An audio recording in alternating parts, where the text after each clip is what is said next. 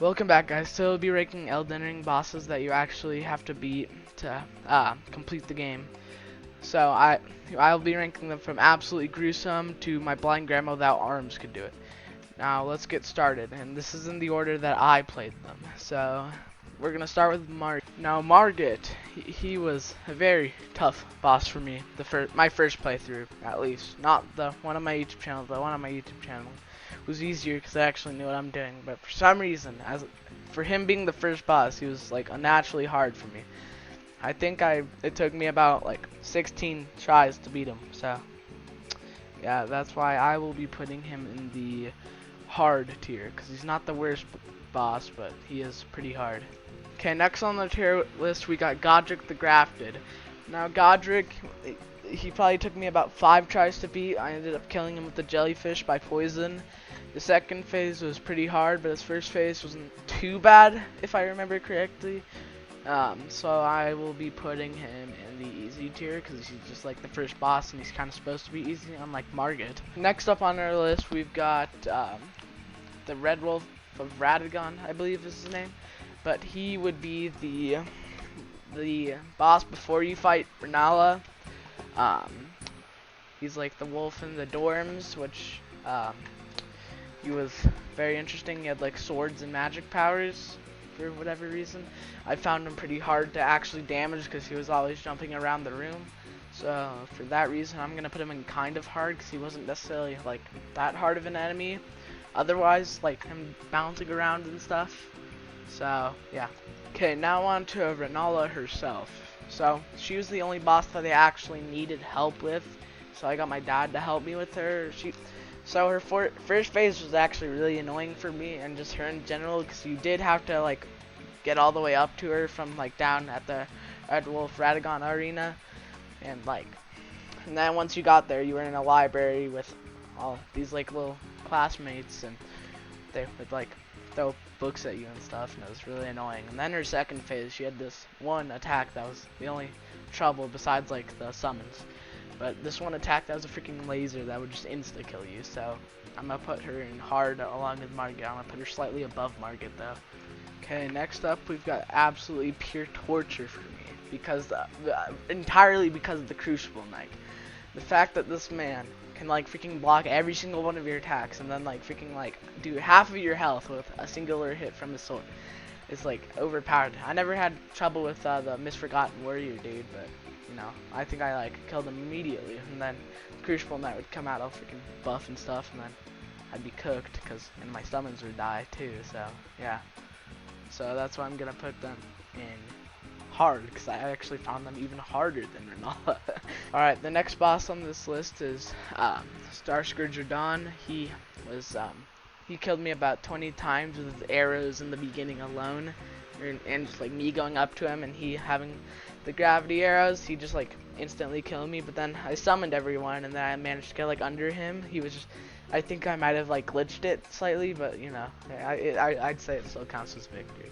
So like for me, just because of that purely, I'm gonna put him in kind of hard above Radagon, but otherwise he'd probably go in absolutely gruesome. Alright, next boss is where it started getting pretty easy for me because this is where I actually got my Somber 8 smithing stone. So Godfrey, I had the level 10 Bloodhound's Fang I believed I used, and then the Scythe, the winged Scythe. So I killed him pretty easily. I think I killed him in my 5th try because the other tries I didn't have my level 10 items. So because of him, I don't know how hard he would be if I didn't have my level 10 stuff, but for me he was easy, like slightly below Godric. Alright, this boss is the second phase of Margit, which is Morgott the Omen King. So I beat him first try because I had my upgraded weapons to level 10, but so otherwise, like in the new Night Rain game, I have no clue if he's harder there, but he's super duper hard in the new Elden Ring Night Rain. So I would, like for Elden Ring Night Rain, I would put him in hard, but for my playthrough, I beat him first try, and I don't think I even I think I used like 3 health potions out of my 6, so I'm gonna put it in the lowest tier. Alright, this next boss was probably the boss that I had the most trouble with on this entire list, which was the fire giant. I bet he killed me about 100 times in that second phase, because he kept rolling over on me, like a little creep, because that's what he is. But then, I guess after I beat him, that was actually not very worth it either, because I didn't finish all the quests, so I like missed out on most of the quests. But I'd say he was absolutely gruesome, so yeah. Alright, this next boss is where I acquired my favorite weapon, which would be Moog. He gave me Moog's Trident, which I ended up using to beat most of the bosses on this list. Applies a ton of bleed damage, but the boss himself, first phase wasn't too hard, but then the second phase, like once he like rains blood on you and steals like all of your health, and then he also heals himself, was pretty hard, because then he also had wings too, so I'm gonna put him in hard in between Renala and these two. Okay, this next character is Melania, and she is supposed to be the hardest boss Elden Ring, but I didn't find her that hard. Her second phase was probably a lot harder for me. Like the first phase like healed, but like I don't think I actually had any trouble with it otherwise, because I had Moog's Trident, which would take away like half of her health with its ability, so I just got my Mimic out and just like started taking away like 75% of her health, because Mimic does like half the damage. And the second phase was pretty hard for me, because she'd like do that Scarlet Rod attack where she smash the ground and it would do like the blossom thing. That would like instantly kill me, so I just like dodged that entirely, but then I just started doing it like when she was like kind of stunned after that. So I think I beat her in like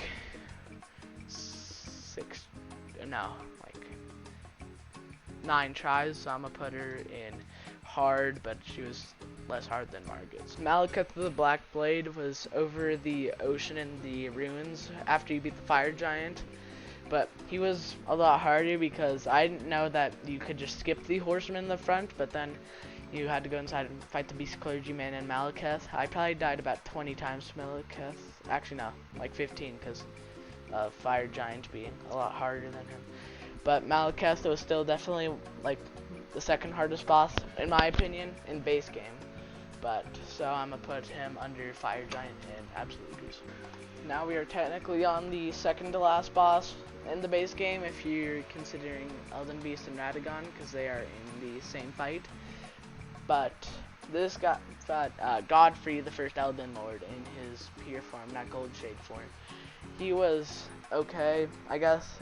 I kind of forgot he existed, but his first phase was pretty easy if I remember correctly. The second phase was a bit harder, but I don't really remember him a ton. I'm pretty sure he was a bit harder than his gold shade, so I'm gonna put him above Godric in easy tier. Okay, we are finally on the last boss in the base game, which would be Radagon and the Elden Beast. Oops, and I just noticed I switched around, so let's switch them back around. So Radagon, I decided to separate them in 2 different categories, because I found them both different bosses, because they both have different health bars. So Radagon was like easy, I guess, like compared to the Elden Beast. Like I didn't find him that challenging, because I just kind of stayed away from him, because I just do the damage with my blood trident thing. So I'm gonna put him above the Red Wolf Radagon, but under Radon. And then for the Elden Beast, I am going to put him in. He wasn't absolutely gruesome at first, because I didn't know I could use my horse. So the sad part is I almost beat him too without the horse. But once I found out I could use the horse, I ended up beating him in like the first try. So I'm going to put him. I found him slightly harder than Melania in my opinion, so I'm gonna put him right there. Now onto the DLC bosses, which I started with the Dancing Lion. He would be very hard if I didn't beat the game before I fought him. So I still managed to die to him like 3 times, like without just with like me having all the overpowered gear and stuff. So I feel like if I didn't have all the gear and beat the base game, he would have been like the hardest boss, because he was just like elegant and stuff, and he had like lightning powers. But otherwise, I'd say that he was below Godfrey Golden Shade. Next up, we've got Twin Moon Renala, who I found super hard, like my first playthrough. But her first phase wasn't too hard. She was just kind of running at you, and you didn't have a ton of time to summon your mimic. But then her second phase, she had like the ice cut thingy things like that fly through the air. She left a pretty good weapon too, and she had fire powers that were a lot easier than the ice ones in my opinion, because I didn't have enough stamina to dodge them. So because I didn't have enough stamina to dodge them, I died about like 13 times. So I'd put her in hard above these guys. The putrescent knight is one I forgot about, like entirely. He would be under the, like he's in some catacombs under like the ocean, I guess you could say. But he wasn't that hard. I think I beat him like first try because he didn't have a lot of good abilities. I've heard that he's supposed to like be something for the story, but I also didn't like do the quests for DLC a ton, which I'm probably gonna do all the quests on my YouTube channel if you guys want to see that. So, but I would put him in along with Morgott, because he was a bit harder than Morgott, but I also beat him first try as well as that. So Romania's Saint of the Bud was also one that I kind of forgot about, but she was definitely better in my opinion to the putrescent knight, because she was just a lot funner to play. But she was also very hard because I was trying to like snipe her in the corner with Moog's blood, and then her scorpion or whatever would like hop on me and just instantly murder me because I'd get trapped in the corner. But I feel like she was like kind of like base point, you know, like I feel like she was like just what you should be expecting from Elden Ring, you know, like Midra, the Lord of the Frenzied Flame. I have a bit of memory of him because he was down in the Dark Forest. I think he was like the only boss that was down there. He was in like a mansion, but I remember he was just an old man that I beat up at the start, and then he just turns into a frenzied flame. He was, I think I took him like 10 tries, but he was pretty hard, I feel like compared to the some of the other DLC bosses.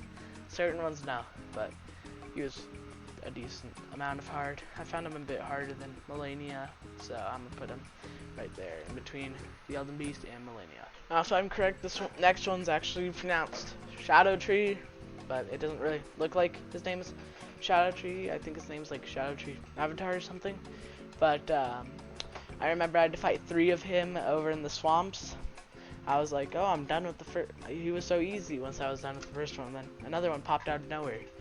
And then I think I died to him like 3 times, but he wasn't too hard otherwise, if I remember correctly. So I'm going to put him in below the Red Wolf Radagon.